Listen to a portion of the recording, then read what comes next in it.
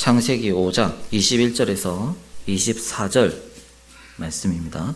에녹은 65세에 무드셀라를 낳았고 무드셀라를 낳은 후 300년을 하나님과 동행하며 자녀들을 낳았으며 그는 365세를 살았더라. 에녹이 하나님과 동행하더니 하나님이 그를 데려가심으로 세상에 있지 아니하였더라.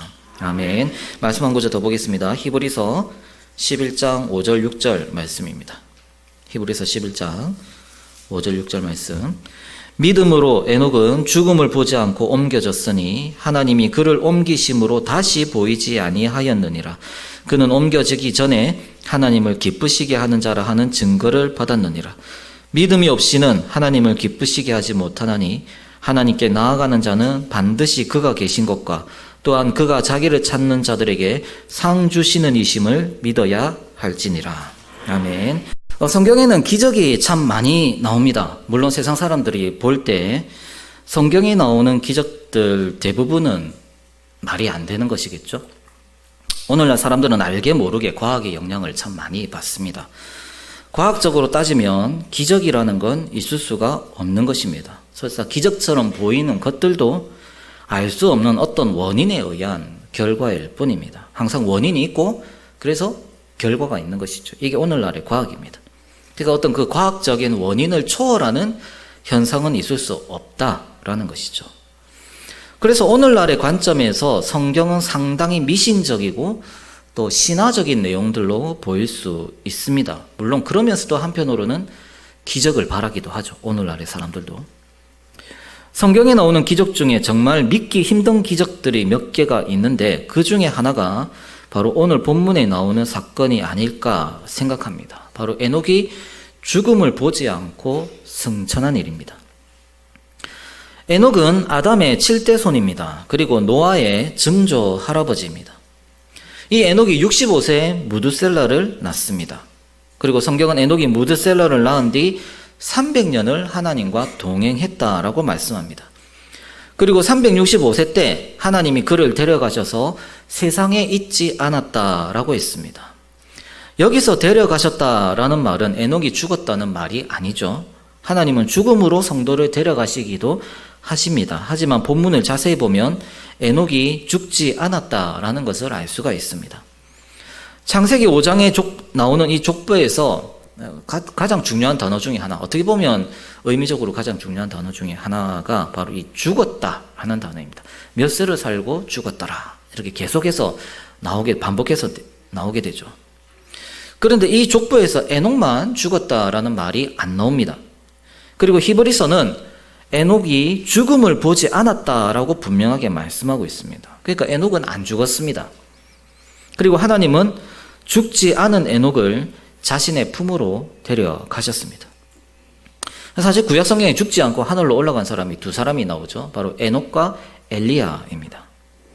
그러니까 성경에서도 자주 나오는 기적은 아니라는 거예요. 자주 나오는 기적은 아니고 사람이 아예 죽지 않고 승천한다. 성경에서도 이런 일은 거의 안 일어나는 일입니다. 실제 현실에서 있을 수 없는 일이라고 생각할 거고 또 성경에서도 딱 두 번만 언급되는 그런 이야기다 보니까 그냥 이제 창세기의 그 내러티브에 어떤 신화가 여기 그냥 딱 끼어든 것으로 생각하기가 쉽습니다. 실제로 근대 이후에 많은 신학자들이 그렇게 봅니다. 아마 절대 다수의 신학자들이 그렇게 볼 거예요. 특히 이제 창세기에 나오는 대부분의 이야기를 바벨론 신화나 이 주변 강대국들의 신화에 영향을 받은 그런 신화적인 이야기들로 그렇게 보는 경우가 많습니다.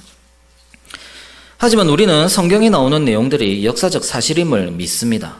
세상은 과학의 진리라고 하지만 과학도 절대적인 진리는 될 수 없습니다. 그리고 과학도 계속 바뀐다는 것은 다 아는 사실입니다. 지금 과학적으로 이게 사실이다 라고 하는 내용도 불과 몇 년 뒤에 아니다 라고 할 것들이 참 많죠. 우리에게 진리는 삼위일체 하나님 뿐입니다. 그리고 그 하나님의 말씀인 성경이 진리입니다. 하나님은 진리시기 때문에 굳이 인간들의 신화로 말씀하실 필요가 없습니다. 하나님이 진리시기 때문에 성경도 진리입니다. 그래서 에녹에 대한 이 내용도 분명한 진리입니다. 문제는 그러면 이 에녹의 이야기가 말하고자 하는 게 뭐냐는 것입니다. 에녹이 죽음을 보지 않고 승천했다. 그럼 이게 어떤 의미를 담고 있느냐라는 것이죠. 하나님이 그냥 데려가신 것은 아니지 않겠습니까? 에녹이 하나님과 동행했기 때문에 하나님이 데려가셨다. 그러면 다른 믿음의 사람들은 왜 하나님이 안 데려가셨습니까? 다른 믿음의 사람들은 다 죽었거든요. 아브라함은 어떻습니까? 하나님이 내 벗이다, 내 친구다 라고 말씀하셨어요. 그런데 아브라함도 죽었습니다.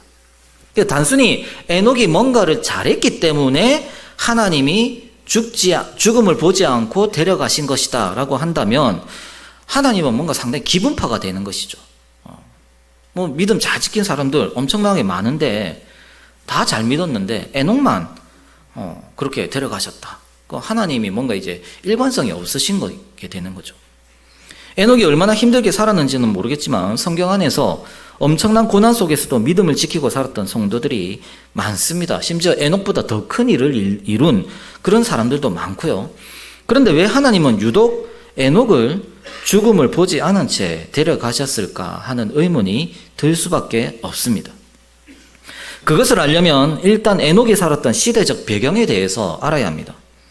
에녹은 아담의 7대손이고 셋의 자손입니다. 그러니까 셋의 계보를 따라 난 사람이죠.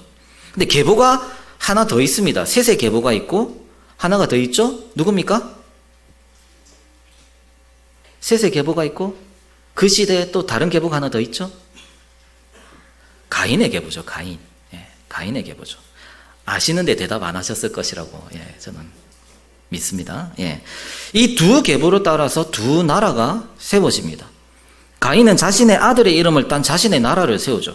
그리고 그 나라들은 아주 문화적으로 발전하면서 강대해집니다. 이 가인의 자손 중에 나중에 라멕이 나오는데 이 라멕은 엄청난 군주입니다. 도시국가의 엄청난 군주고 이 엄청난 강대한 국가를 이루기 위해서 얼마나 이 사람이 폭력적으로 행했는가를 성경은 잘 말씀하고 있습니다. 그런데 셋의 계보는 어떻습니까? 자신들의 이름을 내세우지 않아요. 그들은 여호와의 이름을 부릅니다. 가인의 나라는 자기들의 이름을 내세우지만 셋의 나라는 여호와의 이름을 부릅니다. 그리고 여호와의 이름을 부르면서 여호와를 예배하죠. 여호와를 예배하는 나라, 하나님을 예배하는 나라, 이들이 바로 셋의 자손들입니다.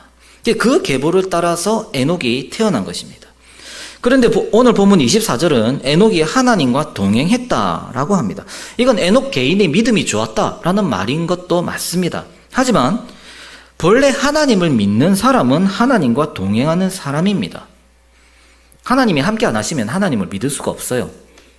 그런데 에녹한테 유독 하나님과 동행했다라는 표현을 쓴다는 것은 이때부터 하나님을 믿고 섬겼던 셋의 가문에 뭔가 문제가 생기기 시작했다는 것을 보여줍니다. 하나님과 동행하지 않는 사람들, 하나님과 함께하지 않는 사람들, 하나님이 함께 하시지 않는 사람들이 셋의 가문에 생기기 시작했다는 것이죠. 이건 나중에 29절에서 이 에녹의 손자인 라멕이 노아를 낳으면서 이 아들이 우리를 안위하리라 한 것에서도 엿볼 수가 있습니다. 지금 셋의 집안에 안위가 없다는 거예요. 안위가 없는 상태. 굉장히 혼란스럽고 혼잡하고 고통스러운 상태가 지금 되어 있다는 것이죠. 그러면 왜 안위가 없느냐? 그 이유가 바로 6장에 나옵니다. 창세기 6장에 나옵니다. 창세기 6장은 하나님의 아들들이 사람의 딸들의 아름다움을 보고 자기들이 좋아하는 모든 여자를 아내로 삼은 사건입니다. 여기서 하나님의 아들들은 셋의 자손이고 사람의 딸들은 가인의 자손입니다. 이건 단순히 결혼 문제가 아닙니다. 결혼은 연합하고 하나가 되는 것을 말하죠. 결혼이라는 것은 단순히 그 사람하고 같이 사는 것을 의미하는 것을 넘어서서 그 사람이 가진 모든 것과 연합하는 것입니다. 이 시대에 셋의 자손과 가인의 자손이 하나가 되기 시작했다는 것이죠. 연합하기 시작했다는 것입니다. 제가 전에 말씀드린 적이 있는데 노아 홍수가 일어난 것은 가인의 자손이 타락해서가 아닙니다. 가인의 자손은 원래 타락한 것이고 노아 홍수가 일어난 원인은 셋의 자손들이 타락해서입니다. 그리고 그 타락은 셋과 가인이 하나가 되는 것입니다. 사람의 딸들의 아름다움을 봤다라는 것은 그 가인의 나라가 아름다워 보였다는 것입니다. 그들이 가진 우수한 문화들, 음악들, 예술들, 그리고 무기들, 농기구들, 기술들, 실제로 여자들도 훨씬 아름답게 치장했겠죠. 그 모든 것이 좋아 보이기 시작한 것입니다. 더 나아가 가인의 나라의 강력함도 좋아 보였을 것입니다. 근데 이게 갑자기 좋아졌겠습니까? 이 사람들이 하나님 잘 섬기다가 갑자기 어느 날, 와, 저거 너무 좋다, 이랬겠습니까? 옆에 있는 가인의 나라를 보면서 하나님을 예배하다가도 슬슬 곁눈질 한번 해보고, 또 그러다가 한번 슬쩍 방문해 봤다가, 그러다가 결국에는 완전히 썩기기 시작하는 것이죠. 그렇게 셋 가문과 가인의 가문이 연합하니까 나중에 네피림이 나오죠. 6장 4절에 보면 이 네피림은 당대 용사, 고대의 명성이 있는 사람들이다 라고 있습니다. 명성이 있는 사람들, 자기 이름을 내는 사람들이죠. 그러니까 이 사람들은 도시국가의 왕들입니다. 가인 나라에 예전에는 라멕 같은 강력한 군주가 있어가지고 그게 너무나 뭔가 무섭기도 하면서 굉장히 흠모할 만하고 아름다워 보이고 좋아 보이고 그랬는데, 이제 그들이 믿음에서 타락해서 가인하고 연합하기 시작하니까 자기들 안에서도 용사들, 강력한 군주들이 나오기 시작한 것입니다. 그러니까 겉으로 보기에는 셋의 가문도 이제 강력해지기 시작했다는 것이죠. 하지만 그들은 믿음에서 타락하기 시작했고 결국에 노아 홍수라는 무서운 심판을 자초한 것입니다. 바로 이런 시대에 에녹이 태어난 겁니다. 물론 타락이 절정에 이르지는 않았겠죠. 아마 타락이 절정에 이른 것은 라멕과 노아 시대일 것입니다. 하지만 에녹 시대부터 하나님의 백성들은 심각한 타락에 이미 이르렀을 것입니다. 그들은 하나님과 더 이상 동행하지 않았습니다. 하나님의 이름을 부르며 하나님의 나라를 세워가야 될 이들이 자신들의 이름을 내고 자신들의 나라를 세우기 시작합니다. 하지만 에녹은 그런 시대에도 하나님과 동행했던 것입니다. 하지만 그렇다고 해도 하나님이 에녹을 죽지 않은 채 데려가신 것은 여전히 의외입니다. 왜냐하면 문맥을 보면 적어도 라멕과 노아도 신앙을 잘 지킨 사람들입니다. 그런데 그런 사람들은 죽었거든요. 타락한 시대에 신앙을 잘 지켰다고 안 죽는다면 성경과 교회사 속에서 그런 사람들이 수두룩할 겁니다. 사실 믿음의 사람들은 거의 다 그런 사람들이죠. 우리가 교회사 속에서도 볼 수 있는 믿음의 사람들, 정말 교회가 엄청나게 타락하고 극한으로 타락했을 때에도 믿음의 사람들은 자기들의 믿음을 지켰습니다. 그래서 이 사건 자체만 놓고 보면 상당히 극단적인 사건입니다. 하나님도 이런 일을 잘 안 행하신다는 거예요. 히브리서에서 뭐라 했습니까? 한 번 죽는 것은 사람에게 정하신 것이라고 했습니다. 분명히 하나님께서 말씀하셨습니다. 제가 온 이후로 하나님은 모든 사람을 죽음으로 심판하셨습니다. 이게 하나님의 정하신 바입니다. 그런 하나님께서 자신이 정하신 바를 깨고 에녹을 데려가셨다라는 것입니다. 그러니까 상당히 극단적인 사건이죠. 하나님께서 자신이 정하신 바를 깨시고 극단적인 사건을 일으켰다라는 것은 그냥 어쩌다 보니 생긴 일이 아닙니다. 이 사건은 하나님께서 그 시대 사람들한테 어떤 계시를 주시기 위한 것입니다. 그냥 에녹이 신앙생활 잘했으니까 그냥 죽지 마라, 내가 데려갈게, 이렇게 하신 것이 아니라 그 타락한 시대의 하나님의 백성들에게 뭔가 극단적인 것을 보여주시면서 하나님이 말씀하고 싶으신 게 있었다는 것이죠. 실제 에녹은 선지자입니다. 유다서 1장 14절 15절에 보면 아담의 7대손 에녹이 이 사람들에 대하여 예언하여 이르되 보라, 주께서 그 수만의 거룩한 자와 함께 임하셨나니 이는 뭇 사람을 심판하사 모든 경건하지 않은 자가 경건하지 않게 행한 모든 경건하지 않은 일과 또 경건하지 않은 죄인들이 주를 거슬러 한 모든 완악한 말로 말미암아 그들을 정죄하려 하심이라 하였느니라. 우리가 창세기에서 나오지 않지만 이 유다서 말씀을 볼 때 알 수 있는 것은 에녹이 이 시대 사람들에게 하나님의 심판을 경고했던 선지자였다라는 것이죠.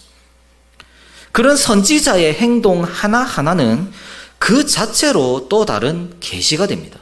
예를 들어 엘리야 선지자가 북이스라엘을 떠납니다. 선지자가 이스라엘을 떠납니다. 이거는 그 자체로 계시입니다. 하나님이 하나님의 말씀이 자기 백성을 떠나신다는 것이죠. 선지자가 이방인의 아들을 살려줍니다. 이것도 계시입니다. 이방인들이 이제 하나님의 복을 받기 시작한다는 것이죠. 언약 백성은 하나님이 떠나시고 이방인들이 그 복을 받기 시작한다는 것이죠. 그러니 이 시대의 선지자가 죽음을 보지 않고 하나님이 데려가셨다. 이것은 그 자체로 계시입니다. 그리고 하나님께서 자기의 정하신 바를 깨뜨리고 보여주실 정도로 극단적인 계시입니다. 그러면 하나님은 이 계시를 통해서 무엇을 말씀하시는 것입니까? 우리가 함께 읽은 히브리서 11장 5절 6절에서 그 답을 찾을 수가 있습니다. 믿음으로 에녹은 죽음을 보지 않고 옮겨졌으니 하나님이 그를 옮기심으로 다시 보이지 아니하였느니라. 그는 옮겨지기 전에 하나님을 기쁘시게 하는 자라는 증거를 받았느니라. 믿음이 없이는 하나님을 기쁘시게 하지 못하나니 하나님께 나아가는 자는 반드시 그가 계신 것과 또한 그가 자기를 찾는 자들에게 상 주시는 이심을 믿어야 할지니라. 우리가 6절은 잘 알죠. 그런데 이제 문맥을 안 보고 이 9절만 읽으면 그냥 하나님은 자기를 찾는 자들한테 상 주신다. 우리도 상 받자. 그러니까 순종하고 하나님 잘 믿자. 뭐 이렇게 이해하기가 쉽습니다. 하지만 문맥을 잘 보시면 이 상은 1차적으로 에녹이 받은 상입니다. 5절의 에녹은 믿음의 사람입니다. 그리고 그 믿음으로 하나님을 기쁘시게 하는 사람이었습니다. 그리고 6절에 그는 하나님께 나아가는 자였고 하나님이 계신 것을 믿은 자였고 하나님을 찾는 자였습니다. 하나님을 믿고 하나님께 나아가고 하나님을 찾는 것, 이게 뭡니까? 이게 예배입니다.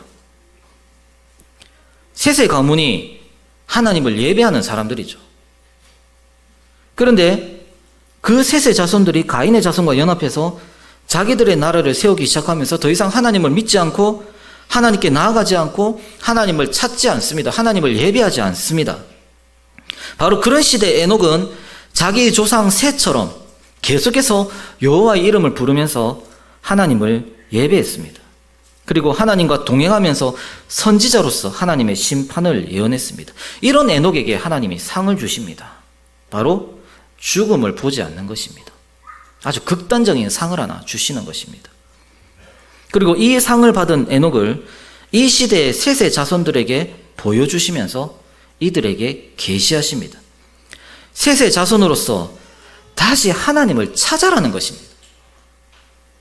셋의 자손으로서 다시 하나님의 이름을 불러라는 것입니다. 그렇게 하나님을 찾으면 에녹처럼 너희도 상을 받는다는 것입니다. 너희들이 지금 나를 다 떠나가고 타락하고 가인의 자손처럼 돼가고 있는데 다시 나를 찾아라는 거예요. 그럼 내가 상을 준다라는 것입니다. 에녹이 이미 경고했잖아요. 하나님께서 임하셔서 너희들을 다 쓸어버릴 것이다. 너희들을 심판하실 것이다. 에녹은 이미 예언을 했습니다. 그 심판을 안 받으려면 너희들이 나를 찾아야 된다. 에녹을 봐라. 나와 동행하고 나를 찾았던 에녹을 봐라. 그럼 내가 이 에녹처럼 너희들에게도 동일한 상을 줄 것이다. 자기를 찾는 자들에게 상 주시는 분이심을 믿으라는 것입니다. 성도 여러분, 죽음이 무엇입니까? 죽음은 자연적인 것이 아닙니다. 죽음은 심판입니다. 죄로 인해 모든 사람은 죽습니다. 모든 사람은 사망의 권세 아래 놓여서 비참하게 살다가 죽습니다. 아무리 자기 이름을 따서 위대한 나라를 세운다고 한들 이 비참한 심판에서 피할 길은 없습니다. 하지만 그 심판에서 벗어날 수 있는 유일한 길이 있습니다. 그것은 하나님을 믿는 것입니다. 하나님을 믿고 하나님께 나아가는 것입니다. 하나님을 찾고 하나님의 이름을 부리고 하나님을 예배하는 것입니다.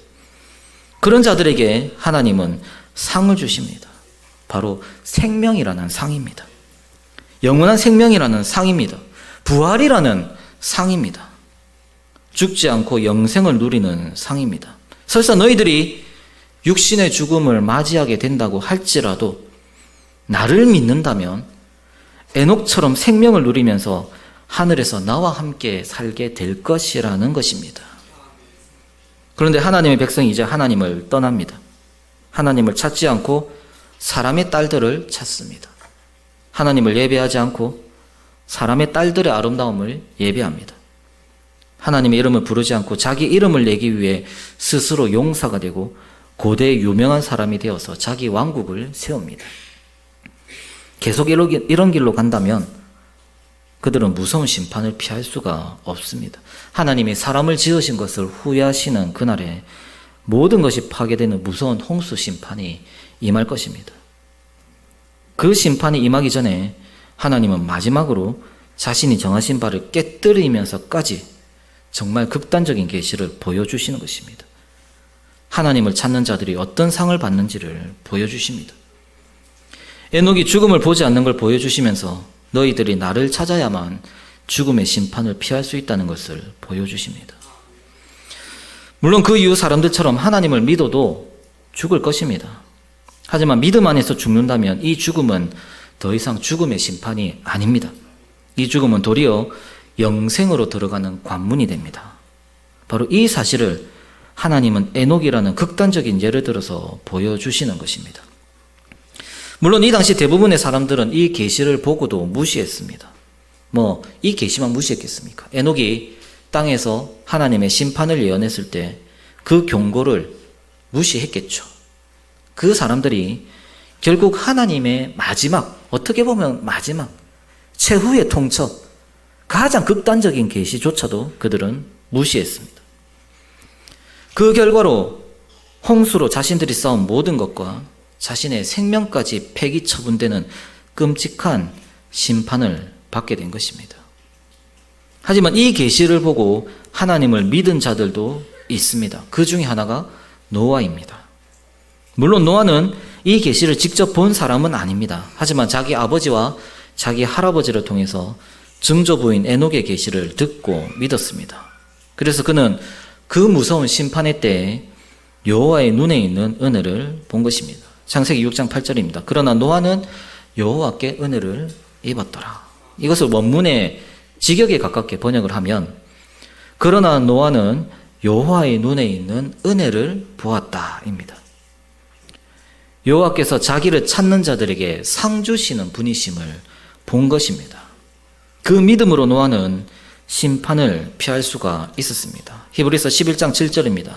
믿음으로 노아는 아직 보이지 않는 일에 경고하심을 받아 경외함으로 방주를 준비하여 그 집을 구원하였으니 이로 말미암아 세상을 정죄하고 믿음을 따르는 의의 상속자가 되었느니라. 사랑하는 성도 여러분, 히브리서 11장은 믿음의 장입니다. 이 믿음의 조상들은 믿음으로 살다가 죽었습니다. 하지만 이들이 죽음을 맞이하면서도 믿음으로 살 수 있었던 건 에녹을 통해서 하나님이 상 주시는 분이심을 듣고 믿었기 때문입니다. 영생이라는 상이고 부활이라는 상이고 하나님 나라라는 상입니다. 그 상을 바라고 믿음으로 살았습니다. 히브리서 11장은 이 믿음의 사람들을 소개하는 걸 넘어서서 우리를 이 믿음으로 초대합니다. 믿음으로 초대하면서 에녹보다 더 극단적이고 에녹보다 더 완전한 계시를 우리에게 보여주십니다. 우리 죄를 담당하시고 죽으셨지만 그 죽음의 권세를 깨뜨리시고 부활하신 한 사람을 보여주시면서 동일하게 우리를 믿음의 자리로 초대합니다. 히브리서 12장 1절 2절 말씀입니다. 이러므로 우리에게 구름같이 둘러싼 허다한 증인들이 있으니 모든 무거운 것과 얽매이기 쉬운 죄를 벗어버리고 인내로써 우리 앞에 당한 경주를 하며 믿음의 주여 또 온전하게 하신 이인 예수를 바라보자. 그는 우리 앞에 있는 기쁨을 위하여 십자가를 참으사 부끄러움을 개의치 아니하시더니 하나님의 보좌 우편에 앉으셨느니라. 하나님 보좌 우편에 앉으신 예수님을 바라보라고 요구하십니다. 구약의 성도들이 죽음을 보지 않고 승천한 에녹을 통해서 자신들이 받을 상을 믿었다면 오늘날 우리에게는 죽음의 권세를 깨뜨리시고 부활하셔서 하늘에 올라 하나님 보좌 우편에 앉으신 예수님을 통해서 우리가 받을 상을 믿게 하십니다. 부활의 상, 영생의 상, 그 나라에서 그리스도와 함께 왕노릇하는 상입니다. 이 상을 주시기 위해서 오늘도 부활 승천하신 예수님을 우리에게 보여주십니다. 설교는 말씀이신 예수 그리스도를 보여주시는 하나님의 극단적인 계시의 사건입니다. 세상 사람들은 상상할 수 없고 믿을 수 없고 바랄 수 없는 부활하신 예수 그리스도를 말씀으로 계시하십니다. 그리고 한 달에 한 번 하는 성찬은 예수님이라는 극단의 계시가 우리 눈앞에 펼쳐지는 순간입니다. 하나님은 우리가 받을 상이 무엇인지를 우리 눈으로 보고 만지고 맛보고 온몸으로 체험하게 하셨습니다. 이 계시를 듣고 보고 맛본 우리가 어떻게 그 상이 아니라 다른 것을 바라고 하나님을 떠날 수가 있겠습니까? 구약의 믿음의 조상들은 에녹이 받은 상을 보고 하나님이 자신들에게 상 주시는 분이심을 믿었는데 매주일 하늘 보좌 우편에 앉으신 예수 그리스도를 만나는 우리가 어떻게 이 세상의 아름다움을 보고 나의 이름을 내겠습니까? 여러분은 예수 그리스도라는 극단적인 계시를 보고서도 세상의 아름다움을 보고 죽음의 심판으로 나아가는 자입니까? 아니면 이 계시를 보고 하나님을 찾는 자들입니까? 믿음의 조상들은 우리에게 증인입니다. 믿음으로 산 자들이 상을 받는다라는 증인입니다. 그런 증인들이 허다하게 우리를 둘러싸고 있기에 우리는 믿음의 주이신 예수님을 바라보고 인내로써 우리 앞에 당한 경주를 해야 하는 것입니다. 이 주일에 선포되는 예수 그리스도를 보고 예수 그리스도를 바라보고 부활승천하신 그 예수님을 바라보고 인내로써 우리가 감당해야 될 그 믿음의 경주를 감당해야 하는 것입니다.